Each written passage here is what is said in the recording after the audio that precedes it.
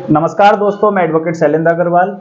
मेरे पास में कुछ लोगों का कॉल आया था। उनका कहना था कि sir please video misconception of fact पे बनाइए और फॉल्स मैरिज प्रॉमिस पे बनाइए। जो लड़के झूठे वादे करते हैं उनके ऊपर एक वीडियो बनाइए। तो आइए जानते हैं उसके बारे में। यदि कोई लड़का किसी लड़की से शादी का झूठा वादा करके किसी तरीके का फिजिकल रिलेशन रखता है तो वह एक रेप की कैटेगरी में आएगा। इसको और गहराई से कानून के तहत समझते हैं। देखिए, सेक्शन 375 में बताया गया है कि ऐसा रिलेशन जो दो पक्षकार आपसी सहमति से रख रहे हैं तो वह रेप नहीं है। लेकिन साथ ही सेक्शन 90 में यह बताया गया है कि ऐसी सहमति जो किसी दूसरे पक्षकार ने यानी कि लड़के ने किसी तरीके की तथ्य की भूल के तहत लिया, जैसे शादी का झूठा वादा किया हो, आपको किसी तरीके का डर में रखा हो, किसी तरीके का भय में रखा हो, कोई क्षति करने की धमकी दी गई हो और ऐसी सहमति आपकी किसी तथ्य के भ्रम में हो या स्वेच्छा से दी गई सहमति ना हो तो वह रेप की कैटेगरी में आएगा। और अगर स्वेच्छा से भी सहमति दी है लेकिन वह शादी के वादे के तहत दी है तो वह भी रेप की कैटेगरी में आएगा। लड़कों को ऐसे में बहुत परेशानी हो जाती है। उस समय तो वे वादे कर लेते हैं और बाद में लड़कियों को धोखा देते हैं। धोखा देने के बाद में जब उनके ऊपर मुकदमा लिखा जाता है तो एक बहुत बड़ी परेशानी में फंस जाते हैं। उसके पीछे एक कानून है 114A evidence act. 114A evidence में इतना स्ट्रिक्टली कहा गया है कि यदि किसी लड़की ने यह कह दिया कि मेरी सहमति नहीं थी, मेरी बिना सहमति के काम किया गया है, तो बर्डन ऑफ प्रूफ लड़के के ऊपर होगा। लड़के को यह प्रूफ करना होगा कि लड़की की सहमति थी। दूसरी बात, अगर आपने ये प्रूफ कर लिया कि लड़की की सहमति थी, अब आपके ऊपर बर्डन ये है कि आपको ये प्रूफ करना पड़ेगा कि वह सहमति स्वेच्छा से थी। आपने किसी भी तरीके की थ्रेट नहीं किया था, कोई भी उसको डराया नहीं था या किसी भी तरीके का वादा नहीं किया था। यदि आपने किसी तरीके का वादा किया है और वादे करने के बाद में आप मुकर जाते हैं तो वह रेप की कैटेगरी में आएगा। अब यहाँ पे भी दो रास्ते निकलते हैं। पहली बात ये कि अगर आपने वादा किया है, अब ये देखना है यहाँ पे कि आपका वादा शुरू से गलत था या शुरू में सही था।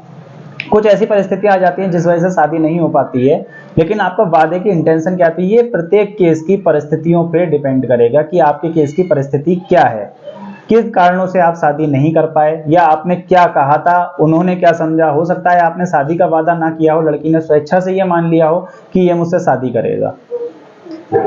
तो आपके पास में ये दो रास्ते निकलते हैं कि वादा आपने शादी का शुरू से झूठा किया था या फिर बाद में झूठा हो गया था। तो दोनों में अलग अलग अंतर हैं। यानी कि कोई अगर वादे का उल्लंघन हो जाता है, वादा टूट जाता है, तो सभी वादे टूटने जो है वो फॉल्स प्रॉमिस नहीं होता है।